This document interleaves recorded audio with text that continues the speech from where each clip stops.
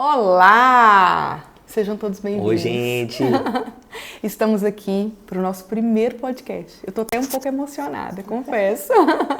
Estamos há tempos já sentindo o desejo de falar para vocês sobre um tema que fala muito sobre a gente, né?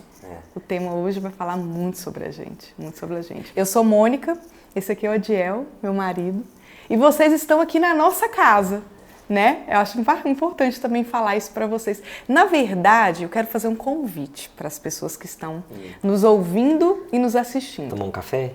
Eu quero chamá-los para tomar um café com a gente, pode ser? Então eles vão estar sentadinhos aqui, vocês vão estar sentados com a gente na mesa. E gente, eu quero falar para vocês, nós somos mineiros.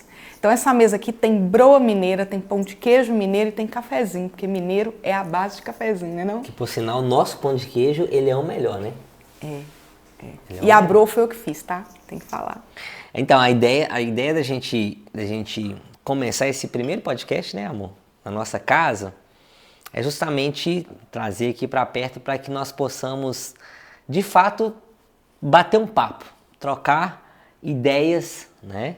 Claro que vai ter muitos outros formatos, teremos convidados aqui para a gente falar de assuntos, né, tão sérios quanto esse o de hoje, mas a ideia aqui, de fato, é que vocês se sintam à vontade, até porque esse assunto que a gente vai começar a falar, ele precisa ser leve, né? Embora é um assunto difícil, mas quando ele é abordado de forma leve, eu acredito que ele gera transformação. E sobre o que nós vamos falar? Nós vamos falar sobre vida saudável pós-divórcio. E por que desse tema? Porque eu já passei por uma separação. Não foi um divórcio porque eu não fui casada no papel, mas foram 10 anos de união estável. Então eu passei por uma separação e o Adiel passou por um divórcio. Foram 10 anos de relacionamento, onde teve o evento do divórcio também. Quando nos conhecemos, nós dois já havíamos trilhado um caminho grande, né, da cura emocional, da mudança de comportamento, da mudança de crenças, para que nós pudéssemos estar prontos novamente para nos relacionar. Foi nesse momento que a gente se encontrou, né? Um dia a gente vai contar nossa história com detalhe. Bem de detalhe, porque... Né? Hoje não dá. Vai ter que ser assim, vários episódios. Vários episódios da nossa história. Nos encontramos e o nosso discurso era muito parecido. Eu passei por essa dor, eu encontrei um caminho de cura e eu gostaria que outras pessoas que infelizmente estão trilhando esse caminho pós-divórcio também pudessem passar e encontrar a cura. Seria isso, né? Né? Eu tô falando aquilo da interpretação da gente. O Adiel tá de boca cheia agora, gente. Momento broa na boca do Adiel. Então, o Vida Saudável Pós-Divórcio, ele começou no nosso coração, lá atrás, quando sentimos o desejo de falar para vocês do caminho que nós percorremos e do caminho que nós aprendemos a percorrer através de muito estudo, de experiência e de modelagem, né? Nós também modelamos muitas pessoas interessantes que conseguiram romper as dores. É interessante porque quando nós decidimos a compartilhar isso, né? Foi lá no namoro, né, amor? Nós conhecemos, fizemos nossos alinhamentos, tudo. A gente já estava namorando mesmo. Nós compartilhamos esse desejo de poder transbordar nas pessoas aquilo que nós vivemos e conseguimos ter assertividade nas nossas escolhas, né? E consecutivamente, não vou saber. Consequentemente, tivemos bons resultados no nosso namoro. Na verdade, já entrando um pouquinho, quando eu passo pelo divórcio, na verdade, sim, por que esse assunto, a gente decidiu falar sobre esse assunto em si? Porque o divórcio, quem já passou sabe que é algo delicado, né? E doloroso.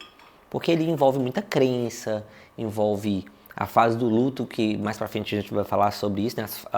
A fase do luto, do divórcio. Mas, por exemplo, quando eu entro no divórcio, de fato, né? Eu tenho ali uma depreciação emocional. E às vezes a pessoa chama de depressão, né? Que é uma depressão. E eu fui buscar ajuda. Na época que eu eu entro na fase do divórcio, foi pertinho da pandemia. Aí começou a pandemia, então assim, tudo parou. Né? Tudo parou, não tinha amigo, não podia ter contato, não sabia nem se ia ter vacina. E ao mesmo eu brinco falando que eu tinha que lutar para viver 2 vezes, né? Para viver depois da questão emocional e para tentar viver do Covid. Então, assim, imagina a pressão que era. Mas, qual que era a minha fonte de busca naquele momento? Rede social. Tentar achar conselhos que me ajudariam a passar por aquele momento. Porque até então não tinha passado ainda pelo psicólogo. Né? Então, assim, eu não consegui encontrar um conteúdo para o divorciado, para o recém-divorciado, vamos colocar assim, que abrangisse de uma forma mais acolhedora. Então, sempre eu via a questão mais religiosa. Pode, não pode divórcio. Posso divorciar, não posso divorciar. É pecado ou não é pecado? Né? É certo ou não é certo? E também a questão, como é que fala? Judicial. Quais os direitos que um advogado, que um divorciado tem? Qual os direitos que o divorciado não tem? Questão de filhos, divisão de bens. Mas a questão do comportamento, né, da parte emocional, eu quase não achei conteúdo. E isso foi muito bom. Isso foi muito bom por quê? Porque fez eu começar a ter um relacionamento comigo mesmo. E para quem conhece, para quem me conhece, né? Para quem é novo que vai vir aqui conhecer a gente a partir dos podcasts, vai conseguir perceber isso na gente, porque a gente vai abordar muita questão comportamental. Eu sou uma pessoa que eu gosto muito de questionar. Eu sou questionador. Então eu gosto de saber do porquê das coisas, né? E isso me fez naquele momento começar a me questionar. Ao mesmo tempo que por querer questionar fez com que eu sofresse muito, porque naquele momento eu não estava preparado para responder as minhas perguntas. O questionamento levava você na dor, né? Isso, porque sempre as respostas vinham pela dor, me levavam para a dor. Mas ao mesmo tempo isso fez eu buscar conhecimento para entender. E aí foi quando eu não me apeguei tanto ao vitimismo. Né? Então assim, tô dando uma pincelada, mas são assuntos que têm várias ramificações, né? E o intuito do canal é a gente, de fato, esquadrinhar toda a questão comportamental. E diferente do Adiel, que buscou conhecimento pós-divórcio, né? Eu não. Eu falo que nós dois passamos pela dor do divórcio de formas diferentes, né? O Adiel, rapidamente, ele foi procurar, como ele acabou de falar para vocês, conteúdo que desse a ele direção. Eu não. Eu, afogada na dor, eu só queria viver a vida, né? Era aquilo que eu achava que era vida. E aí, passei por muito tempo buscando consolo em festas, em pessoas, em momentos fora de casa. Pouquíssimo olhar para mim nesse primeiro momento, né? E eu acredito que isso aí atrasou o meu processo, né, de estar pronta novamente para me relacionar, e o seu processo já foi mais rápido por isso. Assim, hoje, um conselho que geralmente nós damos, né, para as pessoas que estão passando por um divórcio, ou que já passaram por um divórcio, mas ainda não conseguiram estabelecer uma vida emocional saudável, quase 100% das vezes, quando nós vamos analisar, é a questão do buscar o conhecimento. Porque quando você busca o conhecimento, quando você tenta entender de você mesmo, você passa a identificar alguns comportamentos que levou aquilo. E tanto buscar conhecimento, você vai começar a identificar comportamentos em você, mas também entender o porquê que o outro comportou da forma que se comportou, né? Que quando a gente não sabe separar isso, entender isso, é normal nós terceirizarmos a responsabilidade que talvez é nossa para o outro, né? E aí dentro disso a gente pode falar um pouquinho que o nosso cérebro ele é inteligentíssimo, né? Então, para fugir da dor, do sofrimento, ele vai terceirizar. Ele vai querer terceirizar a responsabilidade, porque quando ele pega essa responsabilidade e joga em outra pessoa, você tem uma sensação de que, tá vendo? Eu não sou responsável. De alívio. Né? A neurociência, ela nos traz hoje, hoje que eu falo é porque tem pouco tempo, né, que eu comecei nessa jornada de busca por conhecimento de comportamento humano, né? Eu terminei engenharia de produção e aí eu comecei programação neurolinguística, gestão das emoções, o coach, e esses cursos que nos fazem entender um pouco do como é que nós processamos as informações do nosso cérebro. E a neurociência nos traz a informação de que o nosso cérebro, ele só caminha para 2 lugares, apesar dele ser tão complexo. Ele caminha para a busca do prazer ou para fugir da dor. Então, naquele primeiro momento, divorciei, e agora? Né? Divorciei agora, o cérebro ele vai buscar esses 2 caminhos. O da busca por prazer e da fuga da dor. E na hora de fugir da dor, é muito mais fácil falar que o problema não é meu. Né? Eu não fui o culpado. E a gente não fala de culpa. É uma coisa que vocês vão perceber durante esse tempo que vocês vão estar conosco nos acompanhando, porque o projeto é grande, né? O projeto é grande. É que nós não falamos de culpa, nós falamos de responsabilidade. Porque a culpa paralisa, ela congela. Quem se sente culpado não consegue reconhecer, entender, se perdoar e avançar. Então não é culpa, é responsabilidade. Então, divorciei. E agora? Qual seria o primeiro movimento? Essa pergunta ela é interessante porque um dos melhores, que eu posso dizer assim, dos melhores e maiores conselhos que eu recebi quando eu divorciei, e eu já tava ali há algumas semanas passando por esse divórcio, uma pessoa chegou para mim e falou assim: Jeel, sabe o que você pode fazer? Vai viver a vida. Aproveita agora que você não tem que dar satisfação para ninguém, que assim, quando eu falo essa pessoa assim, não é que você não tem que dar satisfação. É tipo assim, porque quando a gente casa, muitas coisas a gente precisa, dependendo do seu comportamento, das suas ideias, da onde você quer ir, o que você quer fazer, até como hobby, você vai precisar dar uma freada. Porque ali o seu objetivo já não é mais o pessoal. Seu objetivo é um objetivo familiar. O seu plano somos nós. Então, assim, se todo sábado eu ir jogar bola, todo sábado talvez eu não vou poder jogar bola, entre aspas, né? Talvez eu vou precisar parar aquilo para poder curtir o meu filho, curtir minha esposa, enfim. E essa pessoa falou comigo assim: Jeel, aproveita que nada te impede agora, vai fazer aquilo que você gosta. Isso para mim foi um divisor de águas. Porque eu sempre fui muito aventureiro, né? E quando essa pessoa falou comigo, eu fui refletir sobre isso, eu falei assim, cara, o que eu posso fazer agora que eu não fazia antes? E eu tinha uma vontade muito grande de acampar. E eu nunca tinha acampado, né? E aí eu decidi, primeiro passo assim, começar a fazer trilha, né? E enfim, subir as montanhas. Aí comecei a ver vídeos sobre acampar. E assim, sem saber, embora eu tinha um pouco de conhecimento da questão do comportamento, né? O que às vezes a atividade física, o contato com a natureza ia promover em mim, tinha um pouco de conhecimento disso, mas sem perceber eu estava começando a dar passos para encontrar o Adiel, que tinha se perdido há muitos anos atrás, né?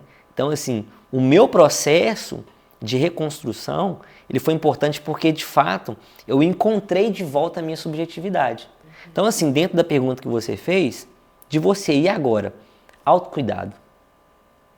É olhar para si. Porque se você não olhar para você mesmo, você vai começar a dar significado para as coisas baseado no outro, no seu vitimismo, baseado na sua dor. Né? E aí é onde a gente vê que tudo começa a se complicar. Porque eu ainda tenho um sonho de casar de novo, de ter uma família, mas agora eu projeto nessa próxima pessoa traumas e sequelas do meu antigo relacionamento. Então assim, quando você olha para você, né, começa o autocuidado para você identificar qual são os seus pontos fortes, quais são os seus pontos, né, de dificuldades, né, seus pontos fracos, qual são as suas habilidades.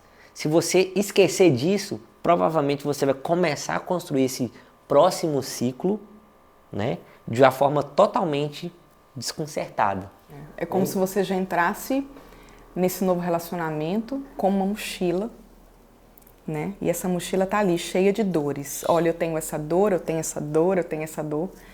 E é bacana quando você traz dessa forma, né? Que você discursa dessa forma, esse primeiro momento, porque nós temos a tendência de jogar a culpa no outro, acabamos de falar, que é até um movimento involuntário do cérebro.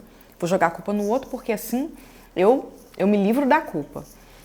Só que sempre, num divórcio, sempre as duas partes, elas tiveram participação na quebra da firma. A gente costuma falar isso, né? Isso é engraçado. E a gente de fato fala muito sobre isso. Isso é engraçado porque, Adiel, mas eu fui agredida. Adiel, mas eu fui traída. Você não tem noção da forma que eu fui traída ou traído, né? A minha mulher me agredia, já dizia a música da Rita, né? Volta desgramada, que eu perdoo a facada. Então, ou seja, aquele ali tomou uma facada. Enfim, porque acontece. Será que as pessoas estão assistindo esse podcast e escutaram a música da Rita?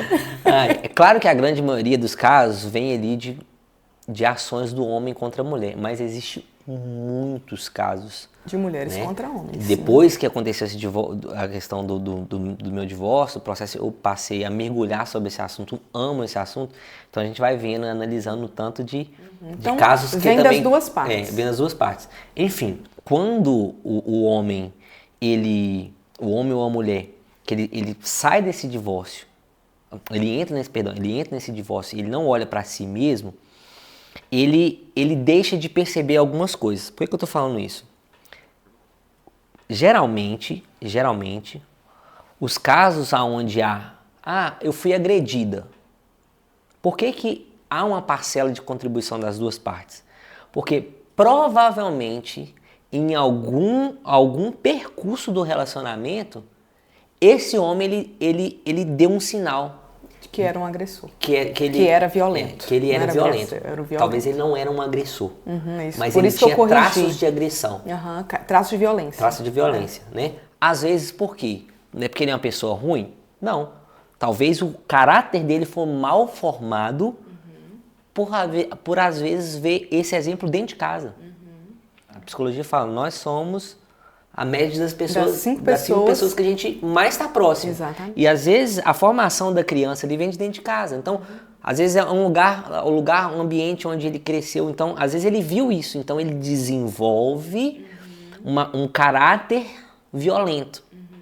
E às vezes lá no namoro, às vezes ele não aceitou, não concordou com alguma opinião da namorada, né? E aí a forma dele expressar, às vezes ele não agrediu. Fisicamente. Mas a forma dele expressar já revelou traços. Talvez a pessoa não vai entender tanto esses traços. Por exemplo, eu e você, dependendo se a gente olhar alguém conversando, a gente diz, opa! Porque a gente já estuda isso. Então, assim, não é falando de culpa, né? Como você falou, a gente não está aqui para falar de culpa, a gente está falando de responsabilidades. Sim, até porque você falou da reflexão da vítima que foi agredida. Mas e se eu sou a agressora? Né? Então, houve o divórcio porque eu estou falando agora do agente agressor. Quando eu olho para mim, falo, peraí, eu agi de forma violenta. E eu tenho agido de forma violenta desde sei lá quando. Está na hora de mudar esse comportamento. Porque a agressão... comportamentos violentos são comportamentos e todo comportamento ele é possível de ser mudado, né? Comportamento é aprendido, então nós também podemos aprender a ter novos comportamentos, né? É muito importante, de fato, o que você falou, as pessoas terem essa ciência. Peraí, não é sobre o que a pessoa fez, qual que é a parcela de responsabilidade minha no que isso aconteceu. Exatamente. Essa foi as análises que eu fiz. Porque na hora assim, no momento, o que eu analisei? Cara, ou eu vou virar um vitimista, ou eu vou pegar isso aqui e transformar isso aqui num aprendizado para mim não errar de novo, porque eu tinha sonho de casar de novo. Então, assim, Adiel, o que eu acho? O casamento, ele é como se fosse uma sociedade. A firma quebrou. Beleza. Cara, mas era o meu sócio que estava roubando. Tá, mas você tinha uma parcela de responsabilidade de fiscalizar. Não foi você que roubou. A culpa não é sua, mas você também tem responsabilidade. Entendeu? E quando a gente vai ver, esse é o grande problema dos divórcios hoje em dia, porque a pessoa tira dela, não, a responsabilidade não é minha. Mas é engraçado que ela tira a responsabilidade dela, mas quando relaciona com a próxima pessoa, ela joga toda a responsabilidade na pessoa. Exatamente. Ambos têm, não é assim, 50% de um, 50% do outro, é 100% de cada. Eu tenho 100% de responsabilidade para fazer meu casamento dar certo. Você tem 100% de responsabilidade para fazer o nosso casamento dar certo. Então, assim, divorciou, não interessa o que o outro fez. É o que eu fiz, o que eu permiti, o que eu procrastinei que eu deveria ter feito. Cara, não, sobre essa área aqui, eu acho que eu fiz certo. Ok, reforça isso, guarda isso, para que você replique isso. Agora, isso aqui, eu acho que eu poderia ter feito melhor. Então, vamos analisar. Então, assim, o meu passo, o meu processo de ressignificação, muitas pessoas falam comigo, cara, você recuperou muito rápido. Para mim não foi rápido, foi longo, né? Mas perto de muitas outras histórias que a gente vê, eu considero rápido. Por quê? Porque eu me confrontei. Entendeu? Eu joguei responsabilidade para mim. Isso fez eu me enxergar rápido. E aí, pô, vou mudar. Então, quando eu agi dessa forma, aí voltando naquilo que você falou, eu tive um contato, eu ressignifiquei as coisas e comecei a ter um contato novamente com o Adiel. E aí eu comecei a me perdoar por muitas coisas. Então, peraí, Adiel, você fez o máximo que você sabia fazer.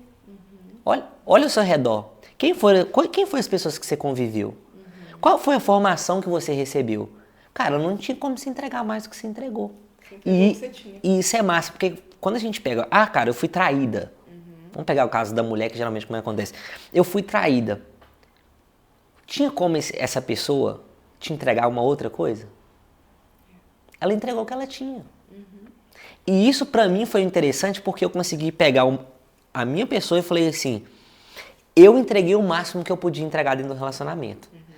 A minha ex-esposa também entregou o máximo.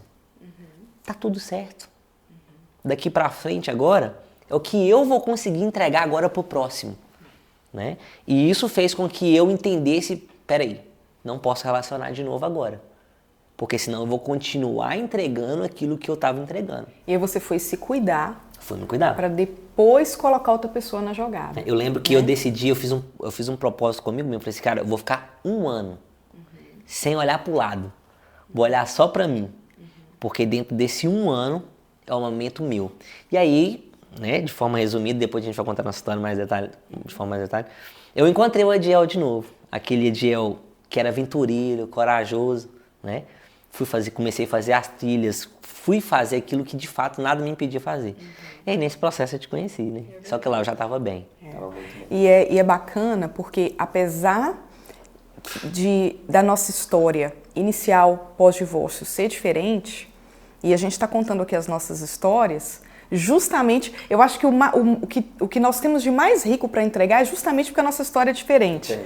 Porque sim, nós podemos tocar em você que já correu para buscar a cura e em você que ainda está aí perdido sem saber o que fazer, que essa fui eu por muito tempo. Que quando eu decidi parar e analisar, peraí, qual foi a minha parcela, qual foi a minha responsabilidade dentro da quebra dessa empresa, qual foi também a minha responsabilidade no divórcio, né, na separação. Aí, a primeira coisa que eu fui fazer foi cuidar de mim. Só que eu comecei com a espiritualidade. Você partiu fazer as aventuras que você tanto gostava. Até porque a sua vida espiritual já estava alinhada, né? Você já vinha de uma vida espiritual de cuidado, né? Tô dando spoiler porque eu já conheço a sua história. Depois você vai contar ela. Eu não. Eu estava completamente desconectada da minha criação, né? Do meu Criador. Vivia um Deus longe, distante. E nós não vamos transformar isso aqui na pregação, porque se deixar, virar uma pregação. Mas o primeiro movimento que eu fiz, na hora que eu entendi que eu precisava mudar, que eu tive participação nesse fracasso, foi o autocuidado, foi olhar para mim, mas me fortalecendo espiritualmente. E ao começar essa busca espiritual, as coisas começaram a acontecer de forma gradativa, de cima para baixo. Porque no meu caso, eu tenho uma filha que vem como fruto dessa relação, né? E você olhou para você. E eu inicialmente, apesar de ter ficado ali meio perdida no que eu devo fazer, os meus olhos também não saíram dela. E eu foquei muito no proteger minha filha, no cuidar da minha filha, mas não olhei para mim, né? Então, os momentos que eu não estava com ela, eu ia fugir da dor. Porque quando eu estava com ela, era mais leve, era mais suave. Mas na hora que ela não estava comigo, eu queria fugir da dor, né, de outras formas, sem perceber que ela também sofria. Porque a sequela não fica só no divorciado. Na verdade, eu acho que os filhos são os que mais sofrem com a separação, né? Mas nós não vamos entrar nesse tema agora. Tem muita coisa para acontecer. Mas então, o primeiro movimento pós-divórcio, né? Divorciei agora. Qual o primeiro passo? Seria o autocuidado. E é interessante, gente, que não é... A gente está falando o primeiro passo pós-divórcio. Porque o divórcio, de fato, ele é a oficialização que aquela empresa acabou. Ali 2 sócios chegaram e assinaram o papel e, de fato, já decretou, cara, não vai dar certo. Mesmo que um queira e o outro não queira. Alguns casos vai até para a justiça, né? Mas ali, de fato... Houve a quebra da aliança. Houve a quebra da aliança, já houve ali um documento que oficializa aquilo civilmente. A gente está falando desse passo para frente. Porque nós não somos contra nós não somos a favor do divórcio. Mais para frente vocês vão entender, através do conteúdo que a gente compartilhar, porque na maioria dos casos o divórcio ele não é a resolução de problema. A gente está falando isso hoje, né? Acho que no almoço. A maioria dos casos não é a resolução de problema. Por quê? Porque o divórcio, as pessoas usam o divórcio para tentar resolver um problema que é dela. E aí porque o divórcio é o seguinte, o divórcio, se a gente fosse falar aqui de uma forma mais simples, o que seria o divórcio? É, de fato, o fechamento de um ciclo. Acabou. Não tem como mais consertar esse ciclo. Só que as pessoas têm usado o divórcio para querer passar de ciclo. Mudar de ciclo. Mudar de ciclo. E todo ciclo que ele não é encerrado da forma correta, você vai começar outro errado. Entendeu? Então, assim, enquanto você... estou separada, né? E, assim, tem separações, né, que ainda a pessoa não divorciou porque está na briga da justiça. Mas ali já decretaram ali mesmo que vai ter o divórcio, né? Mas, independente desses casos ou não, cuide de você. Tenha o autocuidado. Para que você não se desfaça de quem você é para fazer dar certo um relacionamento. Porque quando você desfaz de quem você é para tentar fazer um relacionamento dar certo, o que você faz? Você perde sua subjetividade.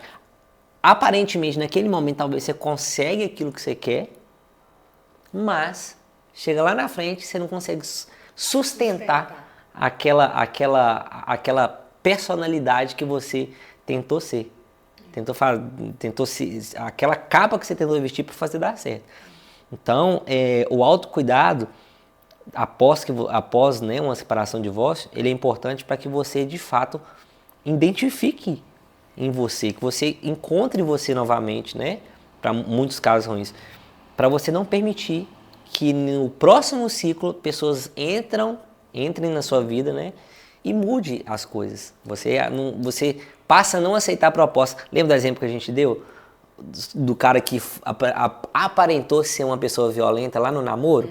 Só que se você tivesse na sua subjetividade, com ela assim apurada, se você tivesse domínio do seu eu ali, você não tinha permitido. Ou você tinha tido uma conversa, vem cá, eu amo muito você, gosto muito de você, mas eu não acho legal. Já colocava um limite logo no Eu não início. acho legal que isso aconteça, mas eu também não quero perder você. Então vamos procurar um tratamento? Vamos procurar uma ajuda? Né? E aí, eu não quero ajuda. Não, beleza, então também não vou poder ficar com você. Só que quando você não tem a sua subjetividade ali apurada, não sei se essa seria a palavra certa, você vai aceitar coisas no seu relacionamento por causa da sua dependência emocional. Aí é uma outra coisa, se a gente for falar, a gente vai fazer só um som de dependência emocional, né? Que geralmente, a maioria dos casos, vem da dependência emocional, né? Por exemplo, só pra gente desenhar aqui um pouquinho, a mulher aceita um relacionamento com um rapaz porque o rapaz consegue sustentar ela financeiramente, mas às vezes dentro de casa ela passava fome. Na casa dela, dos pais, ela passava fome. Na casa dos pais ela passava fome, porque às vezes o pai era um irresponsável.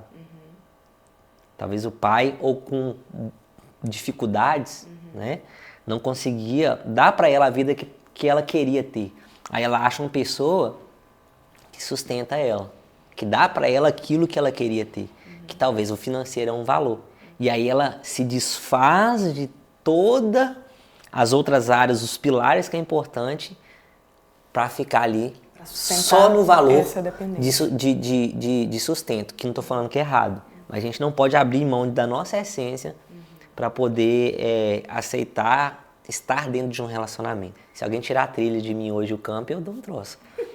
Ainda bem que a Mônica gosta, gente, de trilha e campo. A gente conheceu fazendo o que gosta. Então a gente não tem esse problema. Mas é isso. Então, assim, autoconhecimento. Seria o primeiro passo. E ali, dali, você vai se conhecer, você vai falar assim, meu Deus do céu, que merda que eu sou. Primeiro, o reconhecimento da fraqueza, né? É normal, tá, gente? Só pra vocês não pirarem. E quando eu falo merda, desculpa, quando eu falo merda, eu não tô falando no mau sentido, não, gente. Eu tô falando no sentido de que todos nós temos as nossas dificuldades. Nós temos a parte. Sabe por quê? Nós não viemos de uma criação perfeita. Nossos pais erraram. Porque os pais deles também erraram. E nós também vamos errar com os nossos filhos. A sociedade, ela vem na constante evolução. Quando você fala assim, cara, eu usei o termo aqui, né? Que merda. Mas na verdade é só isso, cara. Pô, eu preciso mudar isso em mim. Eu preciso mudar isso em mim, né? E isso vai trazer cura. Aí traz cura. Porque você se perdoa. Aí tem uma frase que você usa que fala assim: transforma fezes em esterco. Né? Eu brinco falando assim, gente, que Deus é mestre em transformar bosta em esterco. Mas quando eu reconheço as minhas fragilidades, eu tenho a oportunidade de desenvolver as habilidades que eu não tenho ainda, né? Esse é o processo do autoconhecimento. Eu olho para mim, eu me reconheço, eu me aceito, eu me perdoo e aí eu começo um processo de melhoria. Mas primeiro precisa passar por esse processo, né?